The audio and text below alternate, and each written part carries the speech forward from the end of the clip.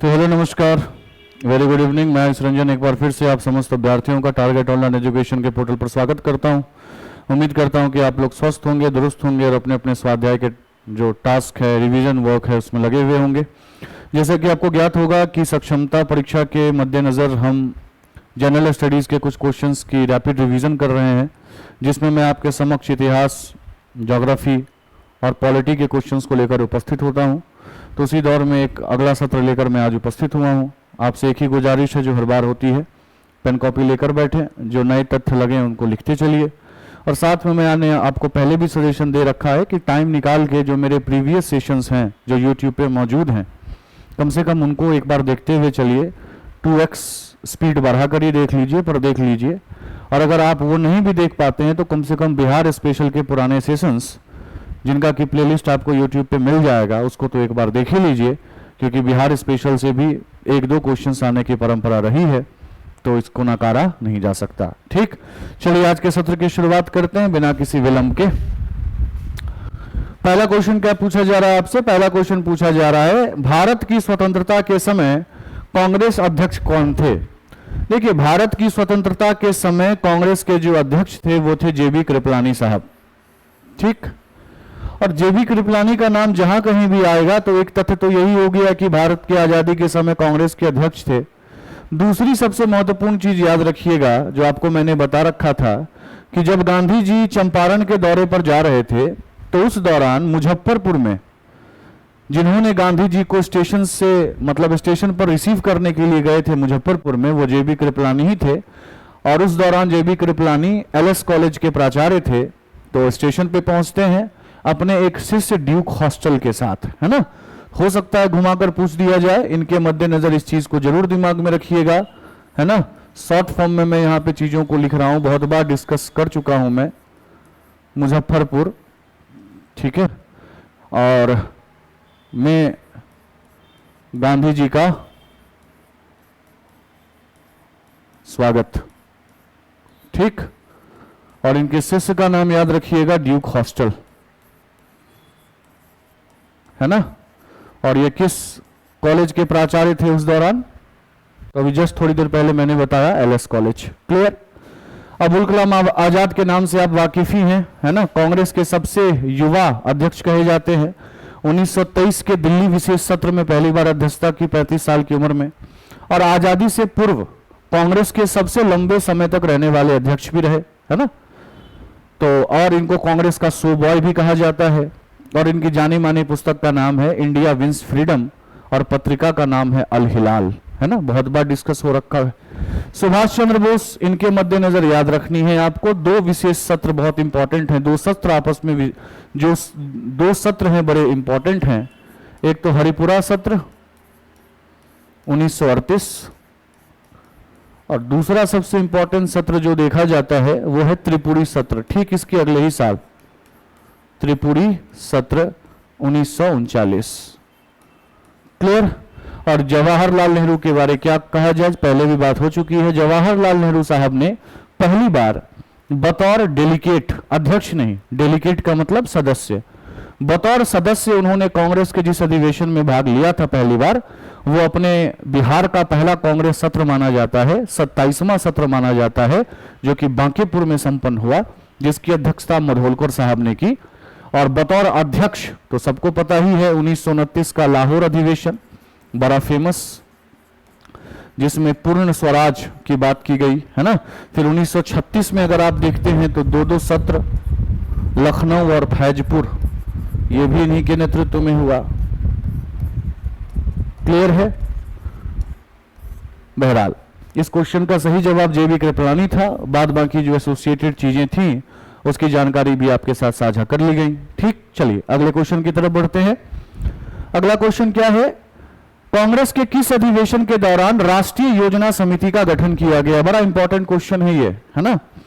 राष्ट्रीय योजना समिति, इसको नेशनल प्लानिंग कमेटी कहते हैं, है ना। अभी थोड़ी देर पहले मैंने आपको बताया था कि जो सुभाष चंद्र बोस साहब थे, सुभाष चंद्र बोस, इनके दो सत्र बड़े इंपॉर्टेंट हैं। एक सत्र कौन से? हरिपुरा सत्र 1938 और त्रिपुरी सत्र 1939। त्रिपुरी सत्र 1939। तो ये जब कांग्रेस का अधिवेशन हरिपुरा में संपन्न हो रहा था 1938 में, जिसमें अध्यक्ष लाजमी तौर पर कौन थे? सुभाष चंद्र बोस साहब। तो सुभाष चंद्र बोस साहब ने इस सत्र के दौरान एक ऑर्गेनाइजेशन बनाया जिसको राष्ट्रीय योजना समिति कहते हैं, है ना। याद रखना है, बनाया कब गया? हरिपुरा सत्र के दौरान। हरिपुरा सत्र के अध्यक्ष कौन थे? सुभाष चंद्र बोस। लेकिन इस नेशनल प्लानिंग कमेटी के जो पहले अध्यक्ष बनाए गए, राष्ट्रीय योजना समिति के जो प्रथम अध्यक्ष बनाए गए, वो थे जवाहरलाल नेहरू, है ना। तो अगर इसका प्रथम अध्यक्ष पूछ दे आपसे, प्रथम अध्यक्ष, तो क्या जवाब होगा? जवाहरलाल नेहरू। याद रखिएगा, किसके अध्यक्षता में गठित हुआ? सुभाष चंद्र बोस। उर्फ किसने गठित किया? सुभाष चंद्र बोस। किस सत्र में? हरिपुरा सत्र में। अध्यक्षता किसने की? जवाहरलाल नेहरू ने। इसका मतलब हरिपुरा सत्र जो है इस क्वेश्चन का बिल्कुल सही जवाब है। यह त्रिपुरी सत्र अपने आप में बड़ा इंपॉर्टेंट है, कई बार बता चुका हूं। इस त्रिपुरी सत्र में गांधी जी नहीं चाहते थे कि सुभाष चंद्र बोस इसकी अध्यक्षता करें, इसी कारण कांग्रेस में अध्यक्ष पद के लिए चुनाव हो रहा था, है ना, जो कि बहुत रेयर देखा गया है इतिहास में। आमतौर पर कांग्रेस के अध्यक्ष सर्वसम्मति से चुन लिए जाते थे। इस सत्र में ऐसा हुआ, उस समय की स्थिति ऐसी पनप गई। इसके बारे में बात मैंने कंसेप्चुअल क्लास में कर रखा हूं मैं। द्वितीय विश्व युद्ध का माहौल चल रहा था, गांधी जी की कुछ अन्य मान्यताएं थी। सुभाष चंद्र बोस चाह रहे थे कि अंग्रेजों के खिलाफ आवाज उठाई जाए, गांधी जी पूरे तौर पर यह मानने को तैयार नहीं थे, है ना। तो गांधी जी ने इस समय अपना एक कैंडिडेट खड़ा किया जिसका नाम था पट्टाभी सीतारमैया। किसके खिलाफ तैयार किया? सुभाष चंद्र बोस, कि भैया हमारी ओर से पट्टा भाई सीतारमैया अध्यक्ष के पद के लिए दिए जा रहे हैं, नामित किए जा रहे हैं। लेकिन जैसा नियति को मंजूर था, सुभाष चंद्र बोस साहब ने पट्टाभी को हरा दिया, अध्यक्ष बनते हैं, जिससे गांधी जी को बड़ा दुख होता है। और वो इतिहास में एक स्टेटमेंट भी देते हैं कि यह पट्टाभी से ज्यादा मेरी हार है, क्योंकि पट्टाभी सीतारमैया जो हैं वो किनके कैंडिडेट थे? गांधी जी के कैंडिडेट थे। हालांकि एक बड़ी दिलचस्प बात है, पट्टाभी सीतारमैया तो गांधी जी के कैंडिडेट बने जिनको सुभाष चंद्र बोस ने अध्यक्ष पद के चुनाव में हराया, पर माननीय गांधी जी की पहली पसंद पट्टाभी सीतारमैया नहीं थे, अबुल कलाम आजाद थे। लेकिन अबुल कलाम आजाद जी ने सुभाष चंद्र बोस के खिलाफ खड़ा होना मना कर दिया, जिसके बाद पट्टाभी सीतारमैया की तरफ रुख गया, लेकिन ये भी हार गए, है ना। और इस त्रिपुरी अध्यक्षता के बाद जो कांग्रेस के अंदर का माहौल बना, वो कहीं ना कहीं सुभाष चंद्र बोस विरोधी बन गया। और इसी कारण आप देखते हैं कि इतिहास में एक व्यक्ति जो कि जाने माने गांधीवादी कहे जाते हैं, गोविंद वल्लभ पंत, ठीक, गोविंद वल्लभ पंत, ये सुभाष चंद्र बोस के खिलाफ एक प्रस्ताव लाते हैं जिसको इतिहास में पंत प्रस्ताव कहा गया है। और इस पंत प्रस्ताव बेसिकली था क्या? वह प्रस्ताव जिसमें यह कहा गया था कि कांग्रेस गांधीवादी नीति की तरह ही काम करना चाहती है, वो सुभाष चंद्र बोस की नीतियों के साथ इत्तेफाक नहीं रखती। जब इस पे वोटिंग हुई तो इसमें सुभाष चंद्र बोस हार गए, और हारने का सबसे बड़ा कारण कहा जाता है कि सुभाष चंद्र बोस की एक जानी मानी पार्टी, कांग्रेस सोशलिस्ट पार्टी, जिसकी स्थापना 1934 में हुई थी, अगर आपको याद हो तो, जिसमें अच्युत पिटवर्धन, मीनू मोसाई, जयप्रकाश नारायण, आचार्य नरेंद्र देव, इन लोगों ने अहम भूमिका निभाई थी, वो सुभाष चंद्र बोस के समर्थन में वोट करने नहीं आई। अगर वो आती तो शायद माजरा कुछ और होता। तो यहां से यह भी ध्यान में रखिएगा कि सुभाष चंद्र बोस को पद से च्युत करने के लिए त्रिपुरी सत्र के बाद कौन सा संकल्प आता है? पंत प्रस्ताव। और पंत प्रस्ताव में कौन सी पार्टी वोट नहीं करती? CSP, Congress socialist party. इस कारण त्रिपुरी सत्र अहम है इतिहास में। लखनऊ अधिवेशन 1936 का थोड़ी देर पहले बताया था, यह सत्र 1936 वाला सत्र है, ये 1916 नहीं। एक लखनऊ का सत्र 1916 में भी हुआ था जिसकी अध्यक्षता अंबिका चरण मंजुमदार ने की थी। ये 36 वाले सत्र की अध्यक्षता जवाहरलाल नेहरू करते हैं, है ना। लखनऊ और फैजपुर ये दोनों सत्र 36 में। और लाहौर अधिवेशन 1929, ये भी अध्यक्षता कौन करते हैं? जवाहरलाल नेहरू। और ये इसी कारण लोकप्रिय है इतिहास में कि इसी दौरान पूर्ण स्वराज का संकल्प पारित किया गया, और जवाहरलाल नेहरू ने एक फेमस स्टेटमेंट दिया कि हमें ऐसे किसी प्रणाली में भरोसा नहीं जो गिने चुने राज्य रजवाड़ों के द्वारा चलाए जा रहे हैं, और कांग्रेस का लक्ष्य अब पूर्ण स्वराज ही होगा, है ना।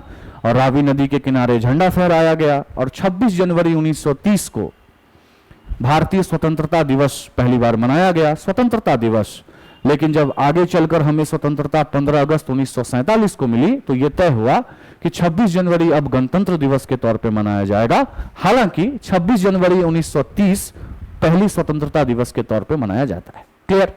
चलिए, बहरहाल इसका आंसर ए, और जो भी अतिरिक्त तथ्य है वो आपके साथ मैंने साझा किया। अगले क्वेश्चन की तरफ बढ़ते हैं।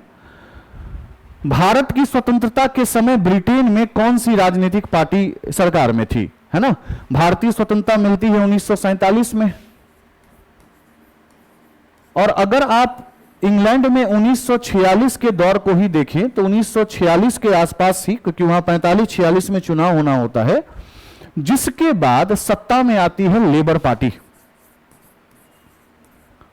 और लेबर पार्टी जिसको पराजित करके आती है उस पार्टी का नाम होता है कंजर्वेटिव पार्टी। ठीक है, कंजर्वेटिव पार्टी।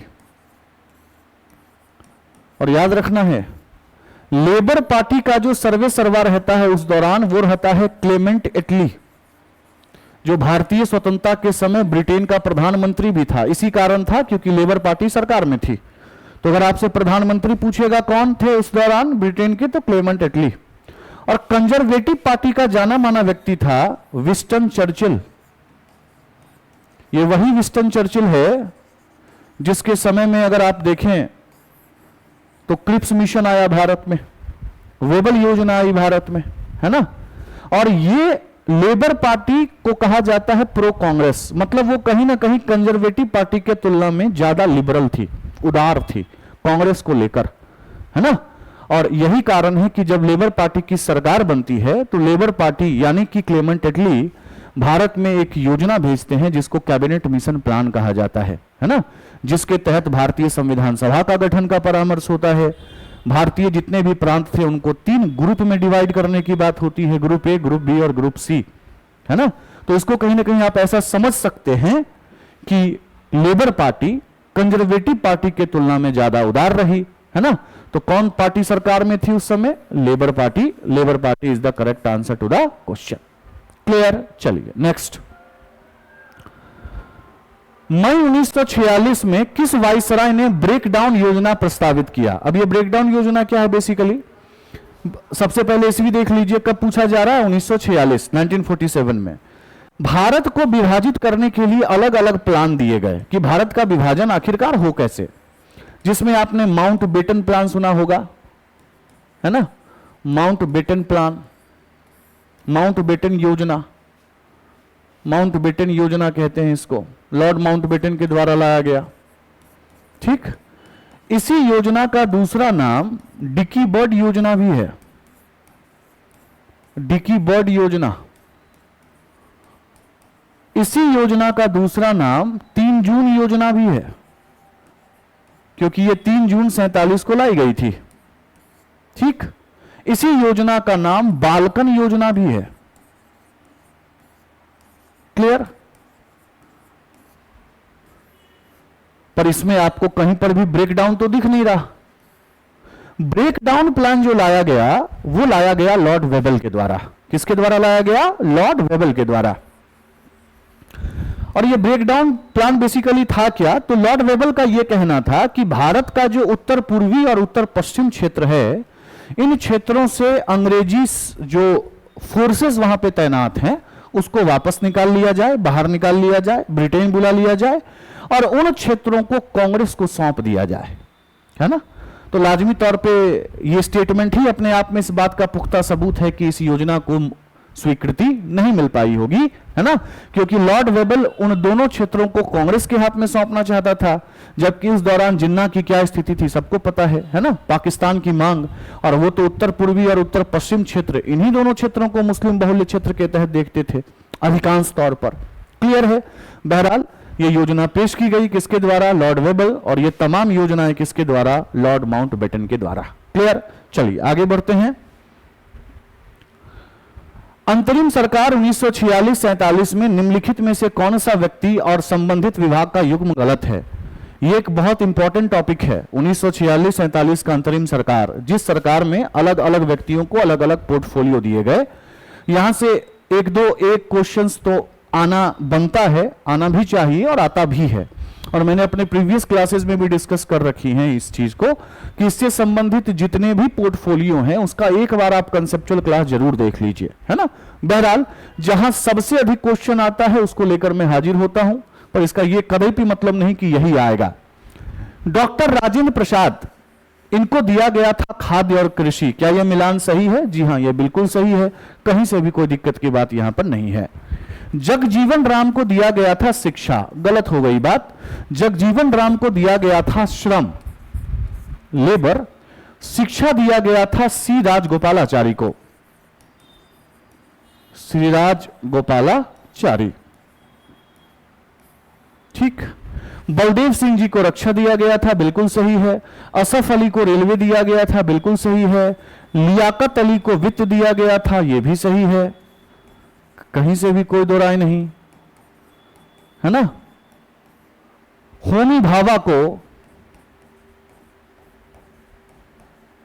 खदान दिया गया था, माइंस, यह भी सही है, इसमें भी कहीं से कोई दो राय नहीं। उसके बाद फिर अगर आप जॉन मथाई की बात करते हैं तो इंडस्ट्री और सप्लाई, उद्योग और आपूर्ति, यह भी सही है, और आपूर्ति, ठीक। और याद रखना है कि इस अंतरिम सरकार के जो उपाध्यक्ष थे, वो उपाध्यक्ष कौन बनाए गए थे? जवाहरलाल नेहरू। सर आपने उपाध्यक्ष क्यों कहा? इसी कारण कहा क्योंकि ये जो अंतरिम सरकार की मंत्रिमंडल बनी है, वो अंतरिम सरकार की मंत्रिमंडल वायसराय के कार्यकारिणी परिषद को ही पुनर्गठित करके बनी है। तो अध्यक्ष के तौर पे कौन होगा? वायसराय होगा। उपाध्यक्ष के तौर पे कौन होंगे? जवाहरलाल नेहरू। क्लियर? चलिए, बहरहाल B is the correct answer because the match is incorrect. और जगजीवन राम जी के बारे में मैंने पहले भी आपको बता रखा है, ये हामंड आयोग के आगे पेश हुए थे, हामंड आयोग के समक्ष पेश हुए थे रांची में 1935 में। और उस दौरान उन्होंने दलितों के लिए वोट का अधिकार जो है वो मांगा था। इसमें भी जगजीवन राम जी का बहुत बड़ा योगदान रहा है। क्लियर? चलिए अगले क्वेश्चन की तरफ चलते हैं। संविधान सभा की संरचना को सर्वोत्तम रूप से क्या परिभाषित करता है ना। सबसे पहली बात, संविधान सभा का निर्माण किसके परामर्श पर हुआ? कैबिनेट मिशन योजना के परामर्श पर, ठीक। कैबिनेट मिशन योजना, वही कैबिनेट मिशन योजना जिसके 3 सदस्य थे, पैथिक लॉरेंस, एवी अलेक्जेंडर और स्टैनफोर्ड क्रिप्स, जो 1946 में भारत में आया था। अब यहां बड़ा कंफ्यूजन होता है लोगों को, मेरी बात ध्यान से सुनिए। संविधान सभा का जब गठन किया गया, मैं यहां पे आपको ध्यान से बता रहा हूं, जब संविधान सभा का गठन किया गया या किया जाने लगा तो यह बोला गया, देखिए इसमें ना दोनों जगहों के सदस्य आएंगे, है ना। कहां कहां के? ब्रिटिश भारतीय प्रांत के। ब्रिटिश भारतीय प्रांत का सिंपल मतलब यह है, वो क्षेत्र जिन क्षेत्रों के ऊपर अंग्रेजों की सीधे हुकूमत थी, ठीक। और दूसरा बोला गया राजे रजवाड़े क्षेत्र, राजा रजवाड़ा। क्लियर? अच्छा, अब यह बोला गया कि ये ब्रिटिश भारतीय प्रांत से जो लोग आएंगे वो कैसे चुनकर आएंगे, ठीक। तो बोला गया सबसे पहली बात, ब्रिटिश भारतीय प्रांत में जितने भी सीट हैं उसको 3 कैटेगरी में बांटी जाएगी। कौन कौन सी? सामान्य यानी कि जनरल, सिख और मुस्लिम। ध्यान से सुनिएगा। और बोला गया इन प्रांतों की जनता पहले अपने संबंधित सदस्य को चुनेगी और फिर इनके संबंधित सदस्य संविधान सभा के सदस्य को चुनेंगे। इसका सिंपल मतलब क्या है? इसका सिंपल मतलब यह है कि ब्रिटिश भारतीय प्रांतों से आने वाले जो लोग होंगे, क्या वो सीधे तौर पे जनता से चुने जा रहे हैं? नहीं। जनता पहले किनको चुन रही है? जनता इन प्रांतों में इन कैटेगरी के लोगों को चुन रही है और वे चुने हुए लोग संविधान सभा के इस क्षेत्र के लोग का चयन कर रहे हैं। इसका मतलब यह कि यह प्रत्यक्ष निर्वाचन नहीं, अप्रत्यक्ष निर्वाचन हो गया, ठीक। तो याद रखना है, संविधान सभा में जो ब्रिटिश भारतीय प्रांत से लोग आएंगे वो किस प्रकार आएंगे? अप्रत्यक्ष चुनाव से। ठीक। और ये जो राज्य रजवाड़ों का क्षेत्र था, इनको बोला गया कि आप अपने सदस्य को नॉमिनेट करेंगे। नॉमिनेट का मतलब मनोनीत। ठीक। अब आप खुद बताइए कि अगर मैं आपसे पूछूं कि संविधान सभा की संरचना किस प्रकार की थी, तो क्या आप कभी भी बोल सकते हैं कि यह पूर्ण रूप से चयनित थी? या आप कभी यह बोल सकते हैं कि यह पूर्ण रूप से मनोनीत थी? नहीं बोल सकते ना। आपको क्या बोलना पड़ेगा? यह आंशिक रूप से चयनित थी और आंशिक रूप से मनोनीत थी, पहली बात। और आंशिक रूप से चयनित भी थी तो किस प्रकार का चयन था? प्रत्यक्ष या अप्रत्यक्ष? साफ साफ दिख रहा है अप्रत्यक्ष चयन। इसका मतलब कि अगर यह स्टेटमेंट कह रहा है इसके सदस्य सीधे निर्वाचित होते थे तो गलत हो गया। अगर कह रहा है इसके सदस्य केवल मनोनीत होते थे, यह भी गलत हो गया क्योंकि केवल लग गया। हां, इसके सदस्य आंशिक रूप से मतलब आधे मनोनीत होते थे और आधे मतलब आंशिक रूप से अप्रत्यक्ष रूप से निर्वाचित होते थे। क्या गलती है इसमें? आंशिक रूप से अप्रत्यक्ष निर्वाचन हो गया, आंशिक रूप से मनोनीत हो गया। ठीक, C is the correct answer. D भी लगभग वही बात कर रहा है यहां तक, आंशिक रूप से मनोनीत। लेकिन आगे क्या कह रहा है? आंशिक रूप से प्रत्यक्ष निर्वाचन। प्रत्यक्ष निर्वाचन तो था नहीं, अप्रत्यक्ष था, इसी कारण यह भी गलत हो गया। सही आंसर क्या हो गया? C. C is the correct answer to the question. Clear? आज के बाद इस क्वेश्चन में गलती मत कीजिएगा। ठीक, चलिए नेक्स्ट।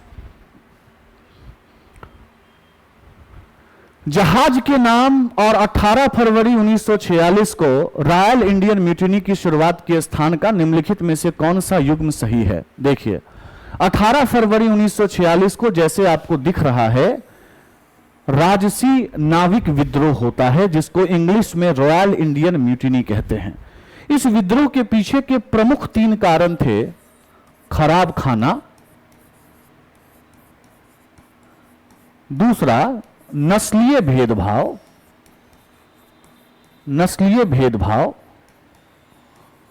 और तीसरा आईएनए के युद्धबंदियों पर कार्यवाही। यह आईएनए का युद्धबंदी वही है जो आजाद हिंद फौज के युद्धबंदी थे, जिनमें मुकदमा चलाया जा रहा था। पहली मुकदमा 1945 में लाल किले में चलाई गई थी, है ना, पर मुकदमा। ये 3 कारण बनता है ना। और इस विद्रोह की शुरुआत होती है बंबई से, और बंबई में जिस जहाज से होती है उसका नाम था HIMS तलवार। ठीक, एक्चुअली HSIM तलवार पर एक नाविक हुआ करते थे जिनका नाम था BC दत्त।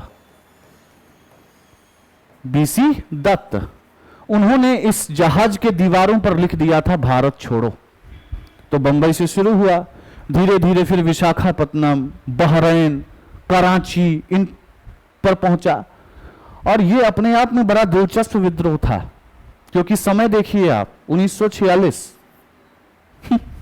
ये वही समय है जिस समय जिन्ना पाकिस्तान के मांग को लेकर बड़े उग्र चल रहे थे।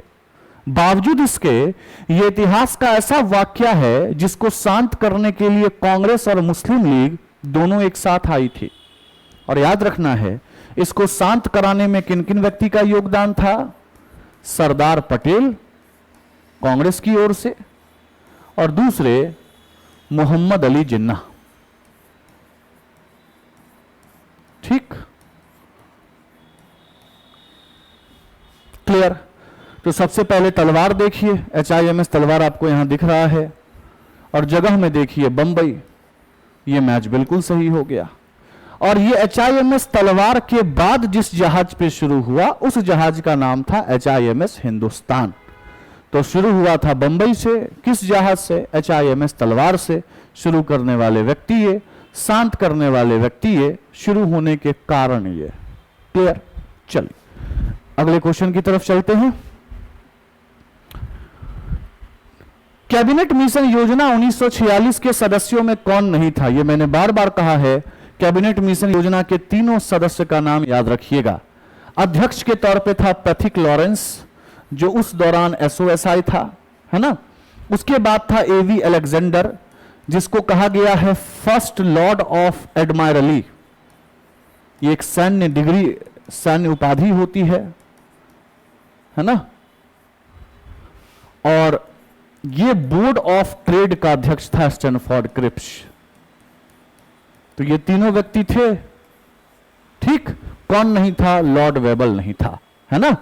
1946 में ये आया था, यहां पे लिखा भी हुआ है, और इसी ने संविधान सभा के गठन का परामर्श भी दिया था। क्लियर? चलिए नेक्स्ट। नवंबर 1945 में सार्वजनिक सुनवाई के दौरान आईएनए युद्धबंदियों का बचाव करने वाले वकील में से कौन नहीं था? अभी थोड़ी देर पहले मैंने बताया था ना कि राजसी नाविक विद्रोह जो हो रहा था, उसका एक कारण यह भी था कि आईएनए के युद्धबंदियों के ऊपर कार्यवाही चल रही थी, है ना। और यह पहली कार्यवाही कब शुरू होती है? 1945 में। कहां शुरू होती है? लाल किला में। ठीक। और जो इसके प्रथम 3 अभियुक्त होते हैं, प्रथम 3 अभियुक्त, उनमें से होते हैं प्रेम कुमार सहगल, प्रेम कुमार सहगल, शाहनवाज खान, शाहनवाज खान और गुरुबख्श सिंह ढिल्लोन। गुरुबख्श सिंह ढिल्लोन। ठीक। और इनके बचाव के लिए कांग्रेस लॉयर यानी कि वकीलों का एक समूह तैयार करती है, जिसमें जवाहरलाल नेहरू, तेज बहादुर सबरू और भूला भाई देसाई प्रमुख होते हैं। हालांकि साथ में काटजू भी होते हैं और असफ अली भी होते हैं। कौन नहीं होते? वल्लभ भाई पटेल नहीं होते। क्लियर? चलिए नेक्स्ट। 1941 में इंडियन लीजन का गठन कहां किया गया था? ये इंडियन लीजन बड़ा इंपॉर्टेंट ऑर्गेनाइजेशन साबित हुआ, है ना।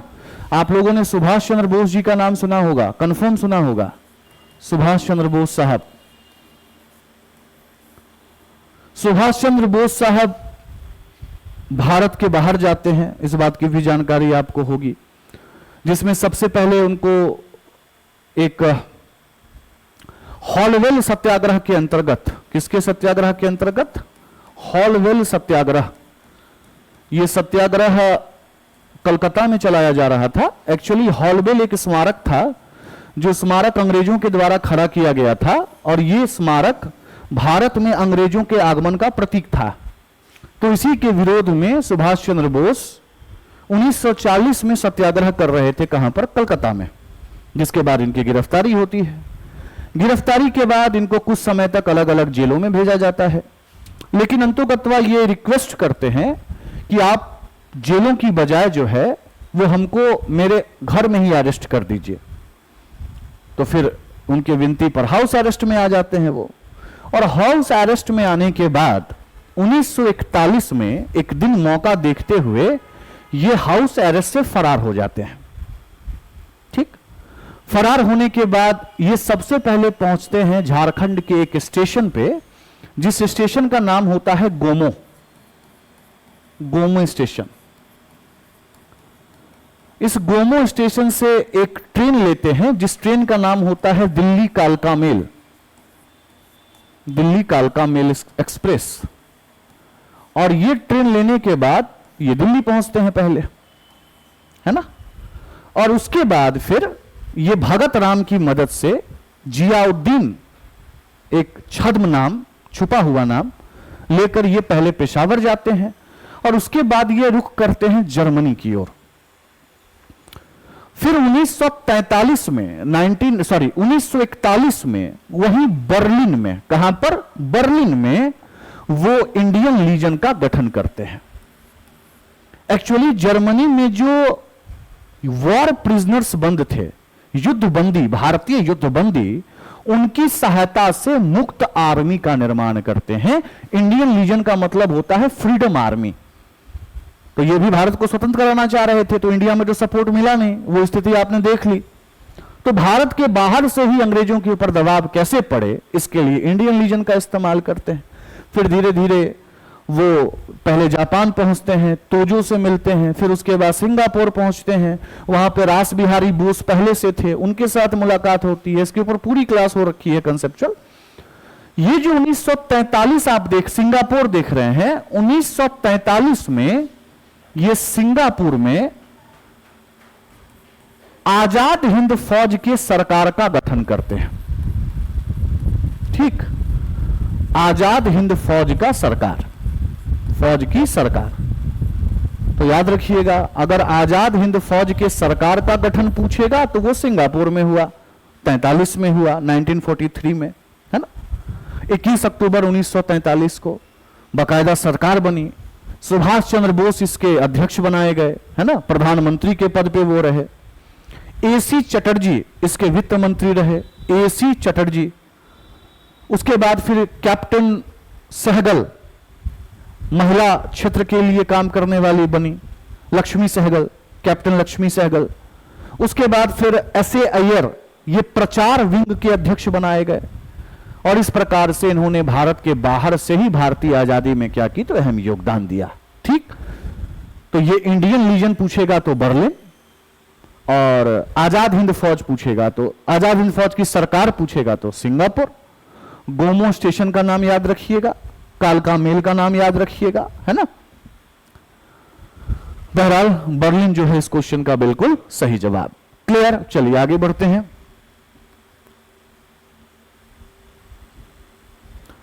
भारत से भागने के दौरान सुभाष चंद्र बोस ने किस रेलवे स्टेशन से दिल्ली के लिए ट्रेन पकड़ी थी? अभी जस्ट मैंने बताया था, किस स्टेशन से पकड़ी थी? गोमो।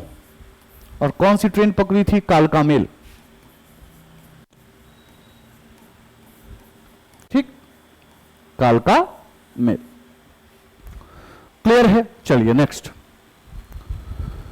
कांग्रेस के अध्यक्ष पद से इस्तीफा देने के तुरंत बाद सुभाष चंद्र बोस ने किस संगठन की स्थापना की? कांग्रेस के अध्यक्ष पद से इस्तीफा किसके दौरान होता है? त्रिपुरी संकट के दौरान, यानी कि 1939 में। और 1939 में यह इस्तीफा देने के बाद सुभाष चंद्र बोस ने भारत में जिस संगठन की स्थापना की उसका नाम था ऑल इंडिया फॉरवर्ड ब्लॉक, यानी कि फॉरवर्ड ब्लॉक इसका सही जवाब। क्लियर, बात आ गई समझ में? अच्छा, ये जो आप इंडिपेंडेंस फॉर इंडिया लीग देख रहे हैं, यह भी बड़ी इंपॉर्टेंट संगठन है। इस संगठन का स्थापना हुआ 1928 में। किसके द्वारा? सुभाष चंद्र बोस और साथ में जवाहरलाल नेहरू। और स्थापना के पीछे का कारण क्या था? जवाहरलाल नेहरू के पिताजी मोतीलाल नेहरू ने 1928 में ही नेहरू रिपोर्ट निकाली थी। नेहरू रिपोर्ट, है ना, जिस नेहरू रिपोर्ट में उन्होंने भारत के लिए अधिराज्य के संज्ञा की मांग कर दी थी, मतलब आधी अधूरी आजादी, जिससे ये दोनों युवा नेता एक तरीके से खुश नहीं होते, और उन्होंने इस संस्था की क्या कर दी? स्थापना कर दी। ठीक, ये जो आप इंडियन नेशनल लिबरल फेडरेशन देख रहे हैं, INLF, ये भी एक इंपॉर्टेंट संस्था है। ये संस्था मॉन्टेग्यू रिपोर्ट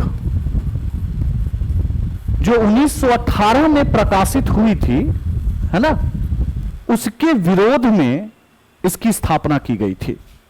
क्लियर है? इससे संबंधित व्यक्ति में आपने सुरेंद्र नाथ बनर्जी का नाम सुना होगा। ठीक, जायकर साहब का नाम सुना होगा। क्लियर है? बहरहाल इस क्वेश्चन का सही जवाब ए हो गया, और जो बाद बाकी जानकारियां थी वो जानकारी आपके समक्ष साझा कर ली गई। Clear? Indian National Liberal Federation, Montagu report 1918 के प्रतिक्रिया स्वरूप, इंडिपेंडेंस फॉर इंडिया लीग 1928 के मोतीलाल नेहरू के नेहरू रिपोर्ट के प्रतिक्रिया स्वरूप, है ना, और फॉरवर्ड ब्लॉक सुभाष चंद्र बोस जी को कांग्रेस से इस्तीफा के बाद बनने वाली संस्था। क्लियर? चलिए नेक्स्ट। भारत छोड़ो आंदोलन के दौरान डॉक्टर राजेंद्र प्रसाद को किस जेल में भेजा गया? इसके बारे में मैंने प्रीवियस क्लास में भी बता रखा है ना? डॉक्टर राजेंद्र प्रसाद को किस जेल में भेजा गया? बांकेपुर जेल में। जिस जेल में भेजे जाने के कारण उस दौरान के महाधिवक्ता बलदेव सिंह ने इस्तीफा दे दिया। उसके बाद फिर आपके श्री कृष्ण सिंह, अनुग्रह नारायण सिन्हा, इन सबको गिरफ्तार किया गया। फिर 11 अगस्त की वो भयानक दिन आया जिस दिन हमारे 7 शहीदों ने, 7 कॉलेज जाने वाले विद्यार्थियों ने ये सोचा कि पटना सचिवालय पर जाके झंडा फहराएंगे। WG आर्चर उस दौरान डीएम था, वो गोली चलाने का आदेश देता है और 7 जो होते हैं वो शहीद हो जाते हैं। क्लियर? चलिए, 9 नवंबर 1942 को जेपी नारायण कितने सहयोगियों के साथ हजारीबाग जेल से भागे? 9 नवंबर 1942 है ना, बहुत ही इंपॉर्टेंट डे, दिवाली का दिन था इस दिन, है ना, और जान के ये डेट चुना गया था। और जयप्रकाश नारायण और उनके साथी सहयोगी हजारीबाग जेल में बंद थे। तो ये निर्णय किया जाता है कि दिवाली के दिन जो होंगे वो कम फोर्सेस होंगे, जिस कारण हम जो है वो दीवार कूद के भाग जाएंगे। याद रखिएगा, अलग अलग जगहों पर आपको इससे अलग अलग आंकड़े मिल सकते हैं कि उनके कितने सहयोगी थे। ये जो आंसर आप देंगे वो सबसे ऑथेंटिकेट आंसर देंगे। ये इंडियन एक्सप्रेस का भी आर्टिकल निकला, द हिंदू का भी आर्टिकल निकला, स्पेक्ट्रम पुस्तक में भी है, एनसीईआरटी में भी आपको ये मिलेगा। जेपी नारायण के साथ जितने लोग उस दौरान भागे थे 9 नवंबर को, वो 5 लोग थे। मतलब जेपी को लगाकर 6 लोग। निकटतम सहयोगी की बात अगर की जाए तो कौन कौन थे? योगेंद्र शुक्ला, ठीक, जिनको मास्टरमाइंड भी कहा जाता है इस पूरे घटना का। उसके बाद गुलाब चंद जी, है ना, पूरा नाम अगर आप जानना चाहें तो गुलाब चंद गुप्ता।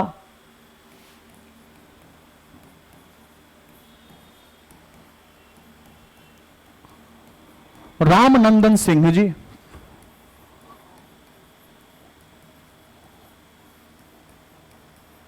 है ना, कितने हो गए? 3। रामनंदन सिंह के बाद 2 और व्यक्ति, जिन 2 और व्यक्तियों में सालिग्राम सिंह और सूरज नारायण सिंह, ये दोनों मौजूद थे। सालिग्राम सिंह और सूरज नारायण सिंह। कितने हो गए? 5 हो गए। ठीक, 5 is the correct answer to the question. Clear है? चलिए नेक्स्ट। फूलन प्रसाद वर्मा और जयप्रकाश नारायण द्वारा बिहार सोशलिस्ट पार्टी का गठन कब किया गया? यह बड़ा ही कंफ्यूजिंग क्वेश्चन है।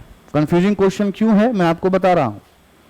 देखिए, 2 संस्थाएं हैं, एक का नाम है बिहार सोशलिस्ट पार्टी,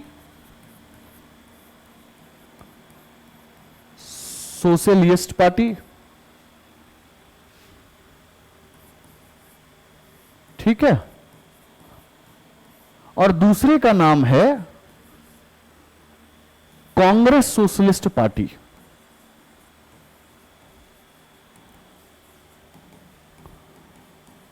और इसी कांग्रेस सोशलिस्ट पार्टी की बिहार की शाखा बन गई बिहार कांग्रेस सोशलिस्ट पार्टी।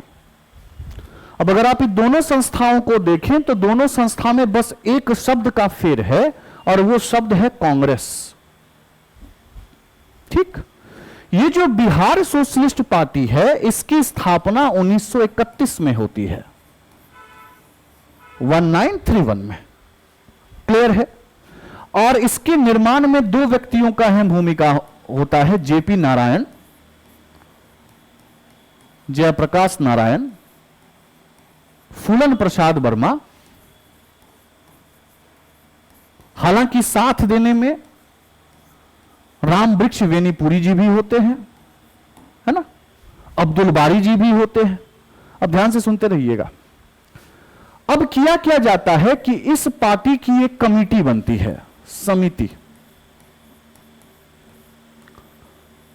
जिस समिति को कहा जाता है कि यह किस प्रकार से काम करेगी, इसका निर्णय आप लीजिए। बिहार सोशलिस्ट पार्टी 1931 में बनी। 2 व्यक्तियों ने बनाने में अहम भूमिका अदा की। अन्य व्यक्तियों में सहयोगी में रामवृक्ष बेनीपुरी, है ना, अब्दुल बारी साहब, अंबिका कांत साहब, उसके बाद गंगा शरण सिन्हा साहब, पीपी वर्मा साहब, इनका नाम आता है। तो जब यह समिति बनी तो इस समिति का अध्यक्ष बनाया गया, ध्यान से सुनिएगा, इस समिति का अध्यक्ष बनाया गया अब्दुल बारी साहब को। ठीक, अच्छा, इसके ट्रेजरर ये बनाए गए अंबिका कांत सिन्हा।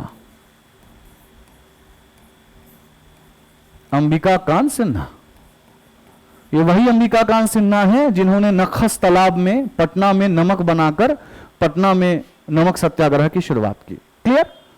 और सचिव बनाए गए 2 व्यक्ति, पीपी वर्मा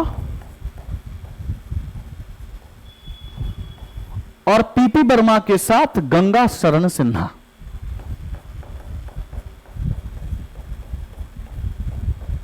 ठीक, ये तमाम जानकारियां किससे संबंधित हैं? बिहार सोशलिस्ट पार्टी से, कांग्रेस सोशलिस्ट पार्टी से नहीं। किससे? बिहार सोशलिस्ट पार्टी से, जिसका गठन कब हुआ? 1931 में। ये जो आप देख रहे हैं Bihar socialist Congress socialist party, ये कांग्रेस सोशलिस्ट पार्टी की एक शाखा थी जिसका निर्माण 1934 में हुआ था। और इसके स्थापना अध्यक्ष थे आचार्य नरेंद्र देव। आचार्य नरेंद्र देव और इसके सेक्रेटरी यानी कि सचिव बनाए गए थे जयप्रकाश नारायण। तो सवाल ध्यान से पढ़ लीजिएगा, कांग्रेस सोशलिस्ट पार्टी पूछ रहा है बिहार के मद्देनजर, या सीधे पूछ रहा है बिहार सोशलिस्ट पार्टी, है ना? बिहार सोशलिस्ट पार्टी सीधे पूछेगा, फुलेन प्रसाद वर्मा, जयप्रकाश नारायण, अब्दुल बारी, है ना, इन सब का नाम आएगा, गंगा शरण सिन्हा, पीपी वर्मा, सबके अलग अलग योगदान। और बिहार सोशलिस्ट पार्टी जो कि इसकी शाखा थी, तो उत्तर चला जाएगा आचार्य नरेंद्र देव अध्यक्ष, जेपी नारायण सचिव, और पहली बैठक पटना। क्लियर। चलिए नेक्स्ट, साइमन वापस जाओ का नारा किसने गढ़ा था? साइमन वापस जाओ का नारा गढ़ने वाले व्यक्ति कौन थे? कांग्रेस सोशलिस्ट पार्टी, वही सोशलिस्ट पार्टी जो 34 में बनी थी, उसके एक सदस्य थे, बंबई के मेयर भी रहे थे, यूसुफ मेहर अली, है ना। हसरत मोहानी साहब का प्रसिद्ध नारा है इनकलाब जिंदाबाद।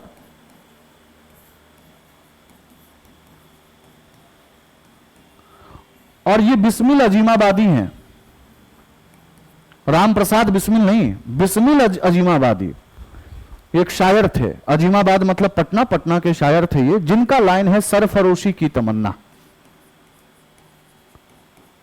ठीक, तो ये भी याद रखिएगा, सरफरोशी की तमन्ना रचना किन की है? राम प्रसाद बिस्मिल की नहीं, बिस्मिल अजीमाबादी की रचना है। राम प्रसाद बिस्मिल को जब फांसी दी जा रही थी गोरखपुर जेल में, तब उन्होंने ये गाया था। ठीक, चलिए नेक्स्ट, निम्नलिखित में से नदियों के आधुनिक नाम और उनके ऋग्वैदिक नामों का कौन सा युग्म गलत है? अच्छा, अलग अलग नदियों को अलग अलग नाम से जाना जाता था, जैसे चिनाब को कहा जाता था अस्किनी, बिल्कुल सही है ये। सतलुज को कहा जाता था सुतुत्री, ये भी सही है। रावी को कहा जाता था पौरुषणी, ये भी सही है। झेलम को विपासा नहीं कहा जाता था, विपासा कहा जाता था व्यास को, और झेलम को कहा जाता था वितस्ता। ठीक, क्या कहा जाता था? वितस्ता। साथ में ऋग्वेद में कुछ और भी शब्द मिलते हैं, जैसे गभिस्ती, इसका मतलब होता था गाय की खोज।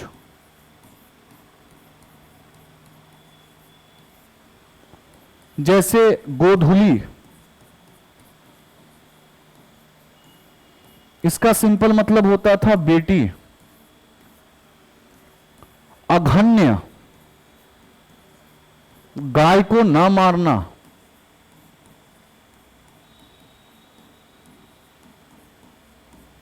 गोघना वैसे अतिथि जिन्हें गौमांस परोसा जाता था। अब आप बोलेंगे सर ये दोनों चीज कैसे संभव है? संभव इस प्रकार से है कि जिस गाय से इनफर्टाइल काउ के लिए ये इस्तेमाल किया गया शब्द है ना, ठीक है। तो ये कुछ इंपॉर्टेंट शब्द हैं जो दिमाग में याद रखिएगा ऋग्वेद के मध्य नजर। 1028 श्लोक हैं, सबसे पुराना वेद है अपना ऋग्वेद। क्लियर? ठीक। सबसे पवित्र नदी पूछेगा तो सरस्वती, ये भी दिमाग में रखिएगा, ठीक है। चलिए, सबसे पवित्र। डायनोसियस किस मुगल सम्राट के दरबार में आए थे? डायनोसियस जिसके दरबार में आए थे वो था अशोक, और एक और है जिनका नाम है डेमाकस।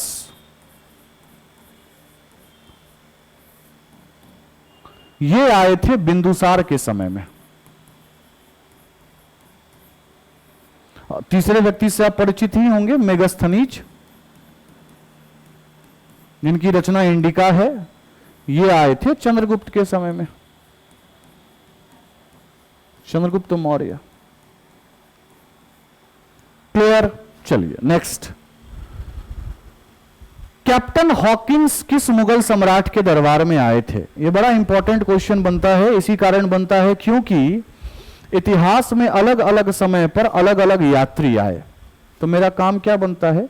मेरा काम आपके साथ यह बनता है कि जितने भी प्रमुख यात्री आए, क्यों ना उनकी सूची एक बार आपके साथ साझा कर ली जाए। ठीक, देखिए, एक यात्री था जिसका नाम था बर्नेनियर। ये फ्रांस से आया था और ये डॉक्टर था। ये आया था औरंगजेब के समय में।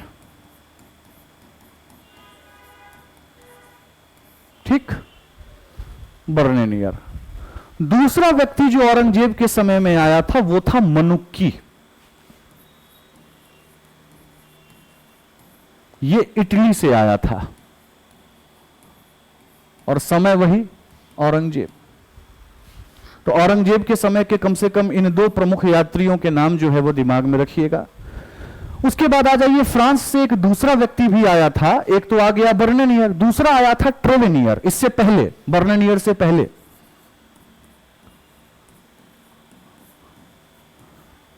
माफ कीजिएगा, हाँ ठीक, बर्नेनियर से पहले कौन आया था? ट्रेवेनियर। ये भी फ्रांस का था।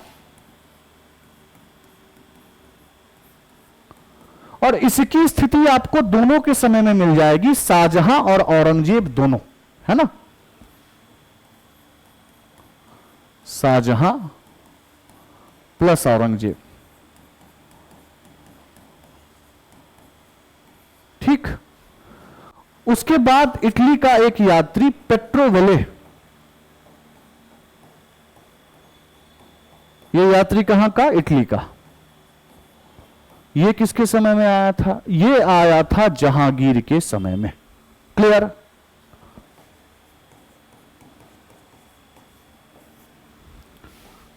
Captain Hawkins,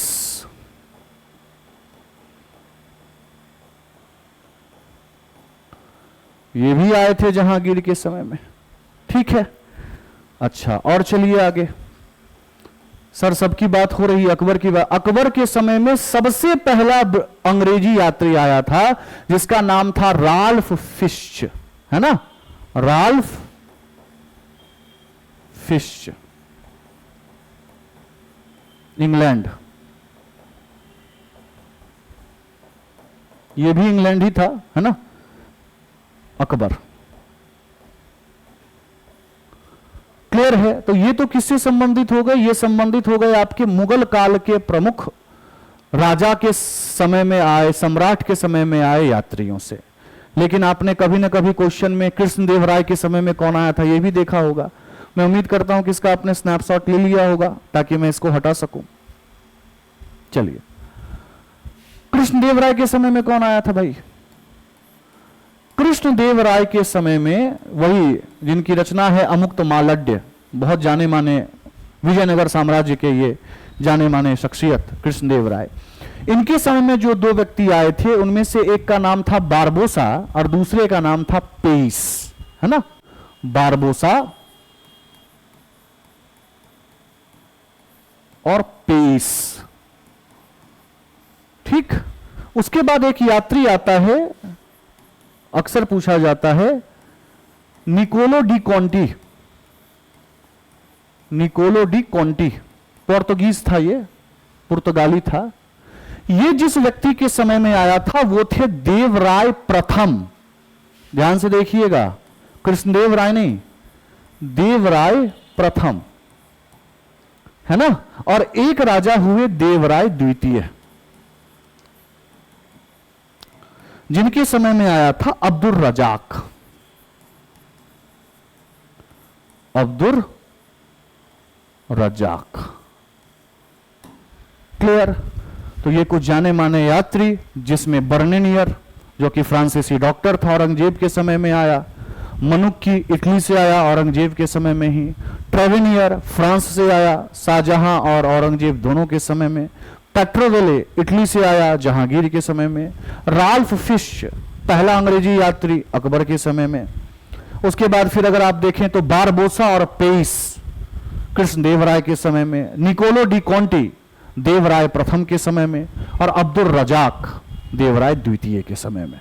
clear. Captain Hawkins किसके समय में? जहांगीर के समय में। क्लियर है। चलिए नेक्स्ट। मेगास्थनीज ने इंडिका में भारतीय समाज के कितने विभागों का उल्लेख किया? कल भी बता रखा था ये।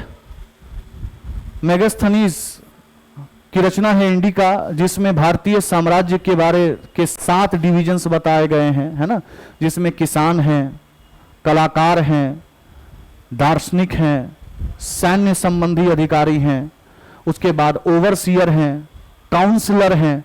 तो इस प्रकार से 7 डिविजन्स बताया गया है। साथ में अन्य भी जानकारियां दी गई हैं, जैसे भारत के उत्तर पश्चिम में सिंधु नदी बहती है, भारत में किसी प्रकार की दास प्रथा का प्रमाण नहीं मिलता, भारत में स्वर्ण, लौह, तांबे इनके भंडार हैं, भारतीय हाथी बड़े मजबूत हैं, है ना, इन सब का प्रमाण मिलता है मेगास्थनीज के इंडिका से।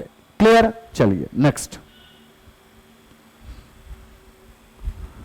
पेट्राडूरा तकनीक का पहला प्रयोग भारत में कहां किया गया? देखिए पेट्राडूरा तकनीक है क्या? पेट्राडूरा तकनीक दीवारों के नक्काशी का एक तकनीक कहा जाता है, जिसमें चमकीले पत्थरों का इस्तेमाल करके दीवारों को सजाया जाता है। भारत में पित्रादूरा की तकनीक और दूसरी तकनीक जिसका नाम है अर्बेस्क्यू, जिसमें दीवालों पर जो है वो ज्यामितीय आकार बनाए जाते हैं कुछ इस प्रकार से, इन दोनों का श्रेय जाता है मुगल साम्राज्य को। और पित्रादूरा का पहला प्रयोग किया गया था इदमत-उद-दौला के मकबरे में।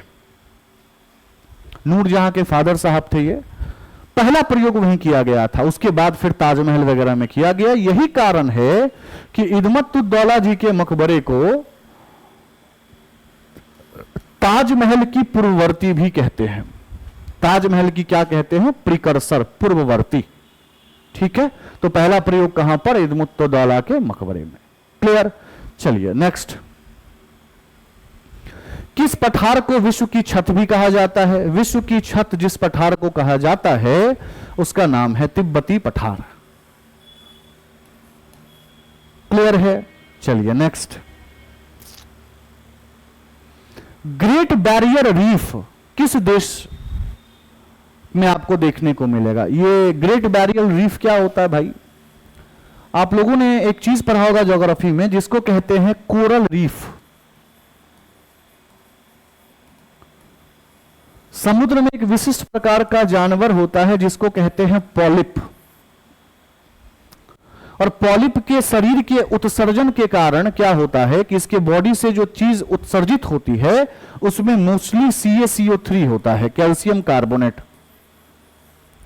तो धीरे धीरे क्या होता है कि इनका ना आपस में एक प्रकार का विलय होते होते होते होते होते होते चट्टान नुमा आकृति बन जाती है, जिसको प्रवाल भित्ति कहते हैं या कोरल रीफ कहते हैं। ठीक, प्रवाल भित्ति। ये प्रवाल भित्ति तीन प्रकार की होती है मुख्यतया। एक को कहा जाता है फ्रिंजिंग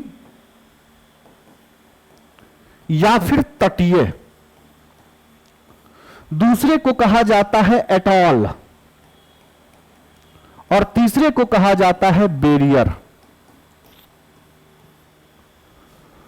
तटीय का मतलब क्या है? जब प्रवाल भित्ति का निर्माण तट से लगकर होने लगे, और इसका सबसे बड़ा प्रमाण आपके यहां अंडमान निकोबार बन जाएगा, है ना। एटॉल का मतलब क्या होता है? इस प्रकार की आकृति का निर्माण, आपस में मिलकर एक गोलाकार चीज बन जाएगी और छोटा सा चैनल बाहर निकला हुआ होगा, है ना। और तीसरा होता है बैरियर, अवरोधात्मक। इसी बैरियर कोस्टल रीफ का सबसे बड़ा कोस्टल रीफ है ग्रेट बैरियर रीफ, जो कि कहां स्थित है? ऑस्ट्रेलिया में। क्लियर? कहां स्थित है? ऑस्ट्रेलिया में। ठीक, चलिए नेक्स्ट। हैदराबाद किस नदी के तट पर है? जब आप कृष्णा नदी को पढ़ते हैं तो कृष्णा की अलग अलग सहायक नदी होती है ना। मसलन घाट प्रभा, माल प्रभा, तुंगभद्रा, भीमा, मूसी, कोयना, उसी में से एक सहायक नदी इसकी निकलती है मूसी। उसी मूसी नदी के तट पर कौन स्थित है? हैदराबाद। क्लियर? चलिए नेक्स्ट। कार्डामोम हिल्स या इलायची का पहाड़ कहां स्थित है? तो जैसे ही इलायची आ गया कार्डामोम हिल्स आ गया, है ना। कहां स्थित है? केरल। क्लियर है? अन्नामलाई पर्वत पूछेगा, वो भी कहां स्थित है? केरल में। साइलेंट वैली पूछेगा, वो भी कहां स्थित है? केरल में। क्लियर है? तमिलनाडु में आपका पलनी हिल्स होता है, पलनी हिल्स बड़ा फेमस है वहां का। ठीक, चलिए नेक्स्ट। 9 डिग्री चैनल किसे अलग करता है? 10 डिग्री चैनल नहीं पूछ रहा, क्या पूछ रहा है? 9 डिग्री चैनल। 9 डिग्री चैनल अलग करता है लक्षद्वीप को मिनिकॉय से, और 10 डिग्री चैनल अलग करता है अंडमान को निकोबार से, है ना। इसका मतलब 10 डिग्री चैनल हो गया बंगाल की खाड़ी में, और वो हो गया अरब सागर में। सिंपल सी बात। लक्षद्वीप तो उधर ही है ना। ठीक, ये जो आपका बंगाल की खाड़ी है, इसमें और भी पैसेज या फिर और भी, देखिए 10 डिग्री चैनल का मतलब पता है, ये वो काल्पनिक रेखाएं होती हैं ग्लोब पर जो एक क्षेत्र को दूसरे क्षेत्र से अलग करती हैं, उसी को अपन चैनल कह देते हैं, है ना, या पैसेज के। जैसे फॉर एग्जांपल जब आप बंगाल की खाड़ी में पढ़ते हैं तो आपको कोको चैनल का नाम मिलता है, डंकन पैसेज का नाम मिलता है ना। ये सब कहां स्थित है? बंगाल की खाड़ी में। क्लियर? और 9 डिग्री चैनल कहां स्थित है? अरब सागर में, जो कि लक्षद्वीप को मिनिकॉय से अलग करता है। क्लियर? चलिए नेक्स्ट। 52वें संविधान संशोधन अधिनियम के माध्यम से संविधान में कौन सी अनुसूची जोड़ी गई? 52वां संविधान संशोधन 1985 में आया था, 1985 में, और इससे जो अनुसूची संविधान में जोड़ी गई वो अनुसूची 10 थी, जिसे दल बदल विरोध नीति भी कहते हैं। दल बदल विरोध नीति का मतलब क्या हुआ? अक्सर देखा जाता था कि पॉलिटिकल पार्टीज के नेता एक पार्टी से दूसरी पार्टी जाने आने लगते थे, जिससे जो स्टेबिलिटी होनी चाहिए सरकार को वो मिलती नहीं थी। तो इसके तहत कुछ शर्तें बता दी गई, जैसे मसलन आप अगर इंडिपेंडेंट पार्टी से चुनाव जीतकर आए और जीतने के बाद अगर आपने मान लीजिए किसी अन्य पार्टी को ज्वाइन कर लिया, तो आपकी संसदीय सदस्यता चली जाएगी। आप किसी पार्टी के साथ संबंधित हैं, उस पार्टी ने आपको किसी अमुख मुद्दे पर वोट देने के लिए समर्थन में या विपक्ष में कहा, और आप उसके विपक्ष में जाकर वोट दे आए, मतलब जो कहा उससे उल्टा कर दिया आपने। यानी कि कुल मिला के आसान भाषा में कहूं तो आप विप के खिलाफ चले गए, विप, है ना।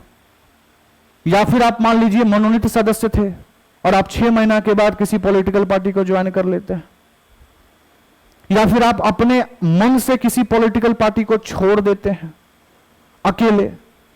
हालांकि अगर आप 1/3 सदस्य के साथ छोड़ेंगे तो कुछ नहीं होगा, वो दल बदल विरोध नीति का अपवाद है। छोड़ने में अगर आपने 1/3 सांसदों को लेकर छोड़ दिया तो चलेगा, अकेले नहीं छोड़ना है। और वैसे ही अगर मान लीजिए पार्टी का मर्जर हो रहा है तो 2/3 सांसद अगर मर्ज करके एक नई पार्टी बना रहे हैं तो भी चलेगा।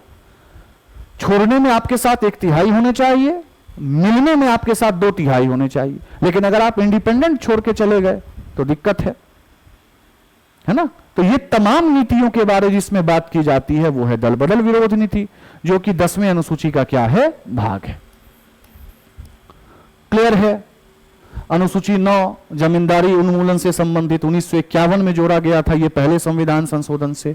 8 आधिकारिक भाषा की बात करता है ना, जिसमें वर्तमान में 22 भाषाएं हैं। शुरू में 14 थी, 14 के बाद 15 जुड़ी सिंधी 21वें संविधान संशोधन से। फिर 3 भाषाएं एक साथ जुड़ी, नेपाली, मणिपुरी और कोंकणी 71वें संविधान संशोधन से। फिर 4 भाषाएं एक साथ जुड़ी, मैथिली, डोगरी, बोडो, संथाली 92वें संविधान संशोधन से। अनुसूची 7 ये शक्तियों के विभाजन की बात करता है, जिसमें आपको 3 प्रकार की सूचियां मिलती हैं। संघ सूची, जिसमें पहले 97 विषय थे, वर्तमान में 100 हो गए। उसके बाद राज्य सूची है ना, जिसमें 66 थे, पर उनमें से 5 निकाल के समावर्ती में डाल दिया गया, तो 61 के आसपास। उसके बाद समावर्ती, ये हो गया राज्य सूची। फिर समावर्ती सूची, और ये सूची परंपरा ली कहां से गई है, ऑस्ट्रेलिया से, है ना। तो पहले 97 था, 100 हो गया, 66 था, 61 हो गया, 47 था, 52 हो गया। क्लियर। चलिए नेक्स्ट, संविधान का कौन सा अनुच्छेद कानून को परिभाषित करता है। कानून की परिभाषा अनुच्छेद 12 में किसकी परिभाषा दी गई है, राज्य की परिभाषा। ठीक। कानून की परिभाषा दी गई है अनुच्छेद 13 में। कानून की परिभाषा, कानून का शासन नहीं, कानून का शासन अनुच्छेद 14। और याद रखिएगा, कानून के परिभाषा से 2 सिद्धांत निकलते हैं। पहला ग्रहण का सिद्धांत और दूसरा आंशिकता का सिद्धांत या पृथकीकरण का सिद्धांत, दोनों एक ही चीज है। ठीक। अनुच्छेद 17 अस्पृश्यता उन्मूलन की बात करता है।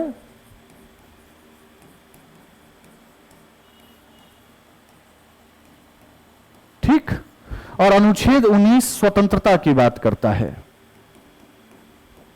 याद रखिएगा, वर्तमान में 6 प्रकार की स्वतंत्रता है। वर्तमान में कौन कौन सी, वाक और अभिव्यक्ति की स्वतंत्रता, निशस्त्र संगठित होने की स्वतंत्रता, संगठन बनाने की स्वतंत्रता, है ना, निष्बाधित आवागमन की स्वतंत्रता, भारत के किसी क्षेत्र में रहने की स्वतंत्रता और व्यवसाय की स्वतंत्रता। पहले संपत्ति की स्वतंत्रता भी थी, पर उसको 44वें संविधान संशोधन से हटा दिया गया, और वर्तमान में संपत्ति जो है वो लीगल राइट है, कानूनी अधिकार है ये, है ना। 44वें संविधान संशोधन से यह काम किया गया 1978 में। तो इसी कारण कहा पहले 7 था, वर्तमान में कितना रह गया है, 6। क्लियर। चलिए नेक्स्ट, राष्ट्रपति के प्रसाद पदयंत्र पद धारण कौन करता है। राष्ट्रपति के प्रसाद पदयंत्र पे पद कौन धारण करेगा, राज्यपाल भी करेगा और महान्यायवादी भी करेगा। महान्यायवादी देश का सबसे बड़ा कानूनी अधिकारी, जो बनने के लिए सुप्रीम कोर्ट के जज बनने की योग्यता होनी चाहिए, है ना। ये वो व्यक्ति है जो व्यक्ति संसद के किसी भी सत्र में भाग ले सकता है, किंतु वोट नहीं कर सकता। कौन, महान्यायवादी। ठीक। और महान्यायवादी को असिस्ट करने के लिए, सहायता करने के लिए सॉलिसिटर जनरल होते हैं। याद रखिएगा, ये भारत का सबसे बड़ा कानूनी अधिकारी, और प्रत्येक राज्य का जो सबसे बड़ा कानूनी अधिकारी होता है उसको कहते हैं महाअधिवक्ता या एडवोकेट जनरल। जैसे उसकी नियुक्ति राष्ट्रपति कर रहे हैं, इसकी नियुक्ति राज्यपाल करेंगे, है ना। क्लियर है। और राज्यपाल स्वयं राष्ट्रपति के प्रसाद पदयंत्र पे पद धारण करते हैं, मतलब ए और बी दोनों हो जाएगा। सीएजी राष्ट्रपति के महालेखा निरीक्षक और परीक्षक कहा जाता है इनको। ये राष्ट्रपति के प्रसाद पर्यंत पे पद नहीं धारण करेंगे। इनको हटाने की प्रक्रिया बड़ी जटिल है, विशिष्ट बहुमत चाहिए होता है, संसदीय अनुमोदन के बाद ही हट पाते हैं ये, वैसे नहीं। प्रसाद पर्यंत मतलब जिनको पद से हटाने के लिए संसदीय प्रक्रिया का अनुसरण न करना पड़े, है ना। तो करना किसमें पड़ता है? सुप्रीम कोर्ट जज, हाई कोर्ट जज, सीएजी। क्लियर है? चलिए नेक्स्ट। संयुक्त बैठक का प्रावधान किस देश से लिया गया है? संयुक्त बैठक का प्रावधान, समावर्ती सूची का प्रावधान ऑस्ट्रेलिया से अनुच्छेद 108 के तहत बुलाया जाता है ना। बुलाते कौन है? याद रखना है, राष्ट्रपति बुलाते हैं, राष्ट्रपति बुलाते हैं, ठीक। किस विधेयक पर बुलाते हैं? साधारण विधेयक पर, यह भी याद रखिएगा। संविधान संशोधन विधेयक, धन विधेयक, इन सब पर नहीं बुलाया जा सकता है ना। अगर बुलाया गया तो किस प्रकार की बहुमत चाहिए? साधारण बहुमत चाहिए, है ना। अब तक 3 बार बुलाया गया है। कितनी बार? अब तक 3 बार।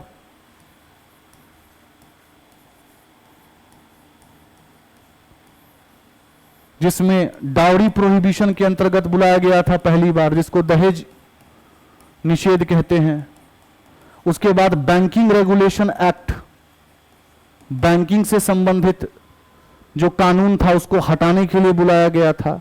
और तीसरी बार बुलाया गया टेररिस्ट एक्टिविटी, या आसान भाषा में पोटा के लिए, prevention of terrorist activity act के लिए। क्लियर? 3 बार बुलाया गया, 2002 में लास्ट वाला। क्लियर? आयरलैंड से क्या लिया गया है? DPSP, directive principle of state policy, main जो लिया गया है। यूएसएसआर यानी कि रूस से लिया गया मौलिक कर्तव्य, जो संविधान के भाग 4 में है ना। स्वर्ण सिंह समिति के परामर्श पर जोड़ा गया। शुरुआत में 10 कर्तव्य थे, वर्तमान में 11 कर्तव्य हैं टोटल, ठीक।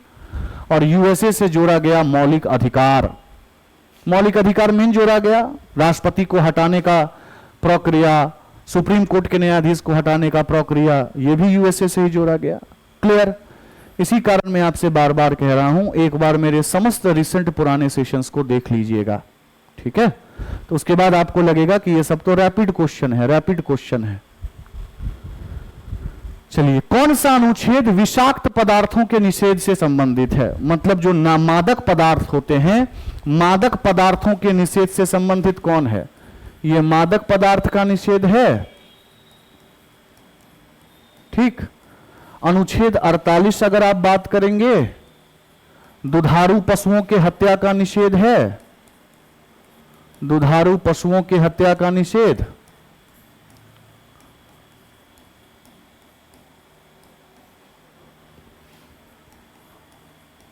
ठीक। 49 अगर आप बात करेंगे तो राष्ट्रीय महत्व के स्मारकों का संरक्षण।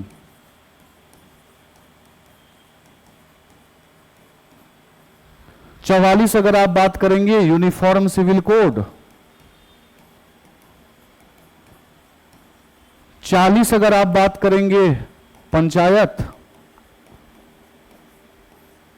50 अगर आप बात करेंगे न्यायपालिका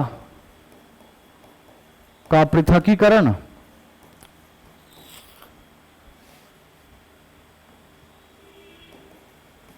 कार्यपालिका से। 48 ए बात करेंगे तो पर्यावरण संरक्षण।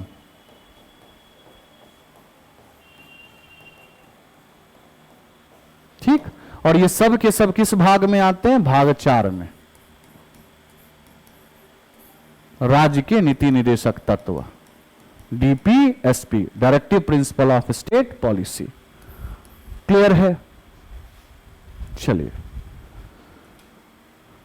तो ये थे आज के क्लास के 30 प्रश्न। मैं बार बार आपसे यही अनुरोध कर रहा हूं कि हर दिन के क्लास को तो देख ही लीजिए, साथ में जो भी चीजें हैं पहले डिस्कस्ड उसको भी देखते हुए चलिए, ताकि आपके पास एक अच्छा खासा क्वेश्चन का बैंक तैयार हो जाए और आपका रिवीजन मुकम्मल हो जाए। मिलते हैं अगली क्लास में, तब तक अपना ख्याल रखिए। बहुत बहुत धन्यवाद।